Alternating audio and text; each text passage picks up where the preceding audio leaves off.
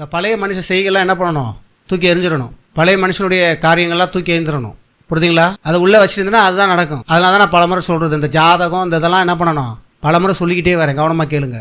ஜாதகத்தை பார்க்குறேன், அதை பார்க்குறேன், இதை பார்க்குறேன், அவன் சொன்னான் இவன் சொன்னான், இதெல்லாம் பிசாசு. அவன் பேச நமக்கு சப்போர்ட்டாக பேசுகிற மாதிரி தெரியுற மாதிரி இருக்கும். அவன் தான் பெரிய பிசாசே. அவன் பிசாசுக்கு தன்னை விட்டு போட்டிருக்கிறான். இந்த பிசாசு சொல்கிறதுக்கெல்லாம் அவன் வந்து என்ன பண்ணுவான், எவ்வளோ புரிய வச்சாலும் உங்களுக்கு புரிய மாட்டுது. எவ்வளோ சத்தியங்கள் அது ஏன் அப்படின்னா நல்லா கவனிங்களேன், சத்தியத்தை இரவும் மகளும் தியானிப்பதில்லை. நம்ம அதை தியானித்தோம் அப்படின்னா ஸ்ட்ரைட்டாக நிற்போம், ஈர்த்து நிற்போம். ஜாதகக்காரன் சொல்கிறான், குறி சொல்கிறான், அவன் சொல்கிறான், இவன் சொல்கிறான். இவங்கெல்லாம் யாருக்கு ஊழியக்காரர்கள் தெரியுமா? பிசாசுக்கு ஊழியக்காரர்கள். நான் எப்படி தேவனுக்கு ஊழியக்காரனோ, தேவனுடைய வார்த்தைகளை எடுத்து உங்களுக்கு உரைக்கிறனோ, அதே போல் அவர்கள் பிசாசின் வார்த்தைகளை எடுத்து உரைக்கக்கூடியவர்கள். பிசாசு என்ன சொல்லுதோ அதுதான். ஜாதகம் ஃபுல்லாக நம்பிங்க அப்படின்னு சொல்லும்போது பார்த்தீங்கன்னா அந்த ஜாதகத்தின் மூலியமாய் பிசாசு உங்களை ஆட்சி செய்ய ஆரம்பிச்சிடுவான். அதனால தான் வேதம் சொல்லுது, என்ன சொல்லுது, இருளின் அதிகாரத்திலிருந்து தேவன் விடுதலையாக்கி தமது அன்பின் குமாரனுடைய ராஜ்யத்துக்கு உட்படுத்தியிருக்கிறார். இருளின் அதிகாரத்துக்குள்ளே இந்த ஜாதகம், இந்த குறி சொல்கிறது, இதெல்லாம் இதுக்குள்ளே வந்துடும். நல்லா விளைக்குங்க இன்னைக்கு. இதையெல்லாம் என்ன அப்படின்னு சொல்லும்போது பார்த்தீங்கன்னா நம்மளை ஆதிக்கம் செலுத்தி அவன் பார்த்து நீ நல்லா வாழ்னா தான் வாழ முடியும்.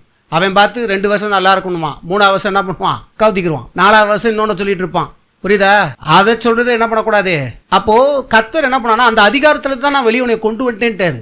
என்ன நடந்திருக்குது என்பதை பார்க்கணும். முதல்ல நம்முடைய வாழ்க்கையில் கர்த்தர் என்ன சொல்ல வராரு என்பதை சரியாக புரிஞ்சுக்கிறணும். கர்த்தர் சொல்வது தான் சத்தியம். பொய் சொல்ல அவர் மனுஷன் இல்லை, பொய்க்கு அதிபதி பிசாசு. தேவன் இந்த பூமியில் இருக்கும்போது சொல்றார் பிசாசை பார்த்து, அவன் பொய்காரன், அவன் ஆதி முதல்ல என்ன பண்ணிட்டு இருக்கானா, பொய் சொல்லி கொண்டு இருக்கிறான். அதனால் தேவ பிள்ளைகளே, பிசாசின் சத்தத்தை தூக்கி எறிந்து விடுங்கள். பிசாசுக்கு வேலை செய்ய அநேக பேர் இருக்கிறாங்க. பிசாசுக்கும் உங்களுடைய வாழ்க்கையை பற்றி தெரியும், தெரியாதா? அவன் என்னவா இருக்கிறான்? ஆவியாக இருக்கிறான். பிசாசு ஆவியாக இருக்கானா இல்லையா?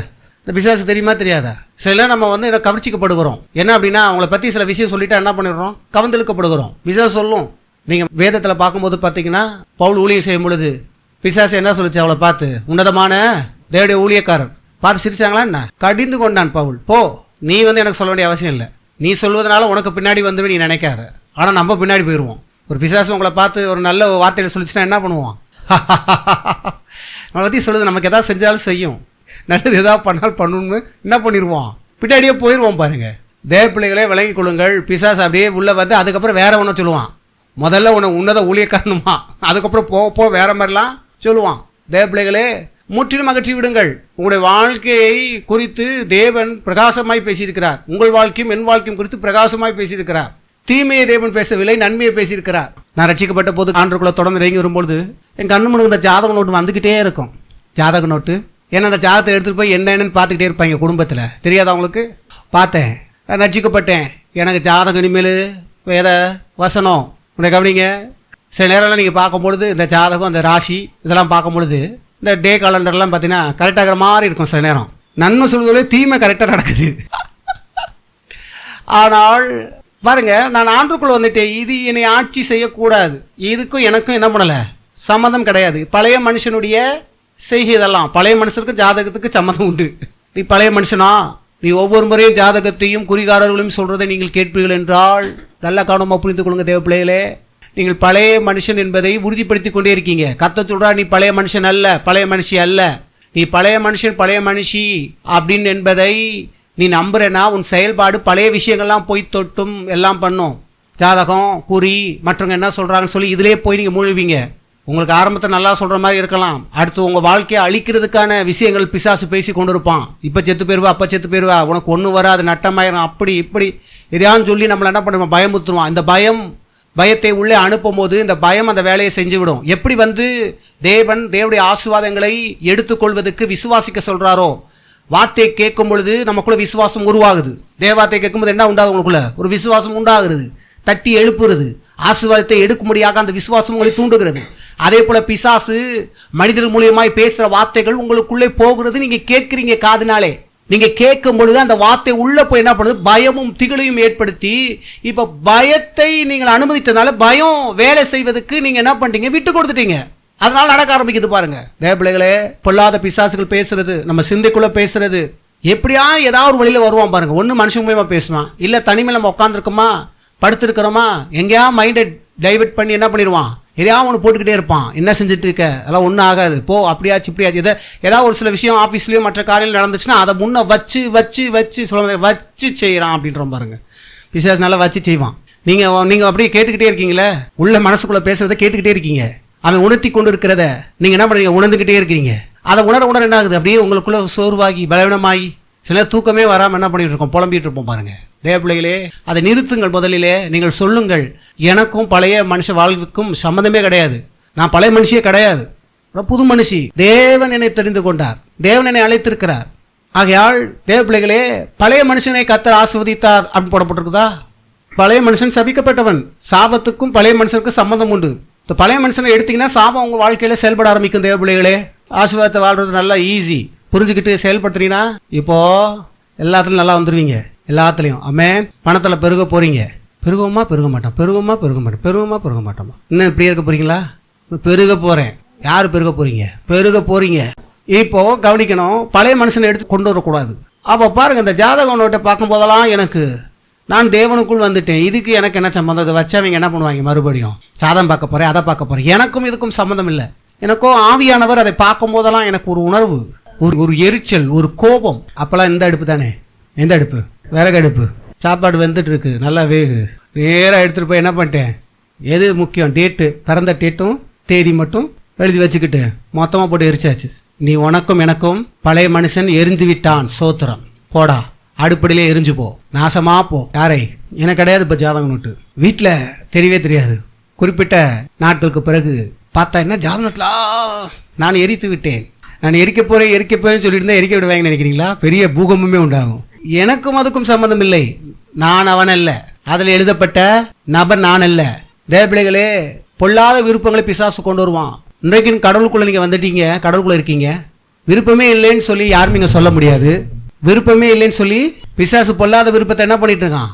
கொடுக்குறான் பாருங்க. அவன் என்ன கொடுப்பான்? நம்மளை பற்றி யாராவது நான் சொல்ல மாட்டாங்களா? என்ன நடக்க போகுது, ஏது நடக்க போகுது, வித்தியாசமாக யாரோ சொல்லிட மாட்டாங்களா, வித்தியாசமாக எதாவது பண்ணிட மாட்டாங்களா அப்படின்னு நீங்கள் நினைக்கிறீங்க. வித்தியாசம் நீ போன உடனே மூஞ்சி பார்த்து சொல்கிறான், உனக்கு ஒன்றுமே நடக்காது போ.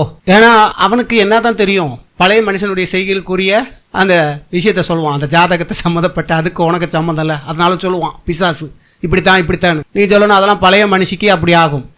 நான் புதிய மனுஷி, நான் தேவனால் பிறந்தவன்.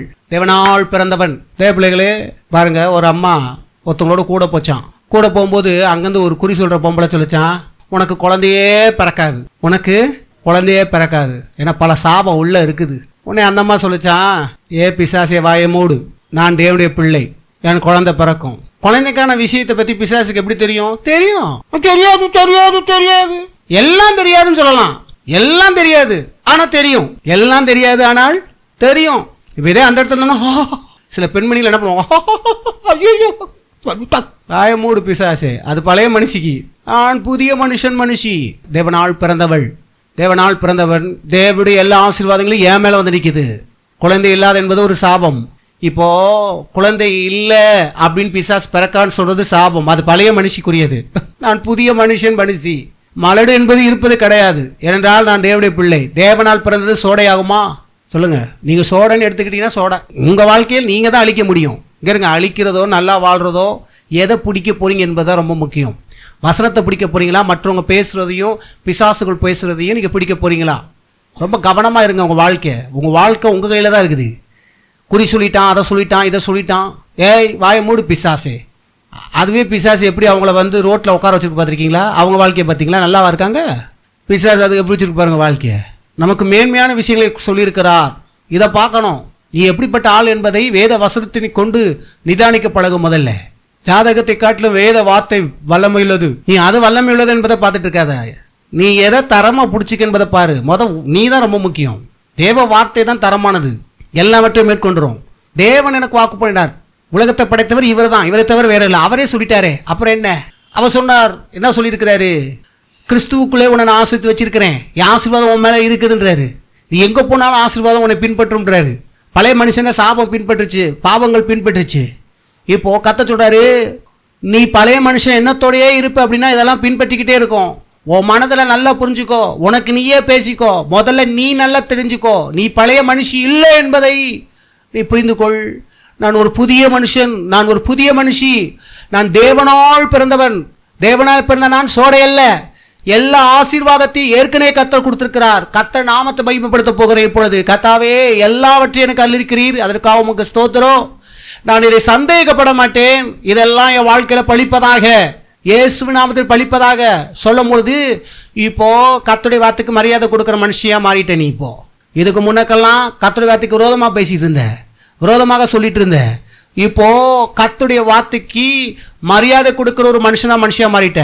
ஏன்னா கர்த்தர் சொல்றாரு, இப்போ அவரை பார்த்து நான் உன்னை ஆசீர்வதிக்கேன்னு சொல்றாரு. நீ சொல்ற நான் சபிக்கப்பட்ட ஆளா இருக்கிறேன், அதிர்ஷ்டமே இல்லாதவளா போயிட்டேன், என் பரப்பு இப்படி இருக்குன்னு திருப்பி திருப்பி பழசை பத்தி பேசிட்டு இருக்க.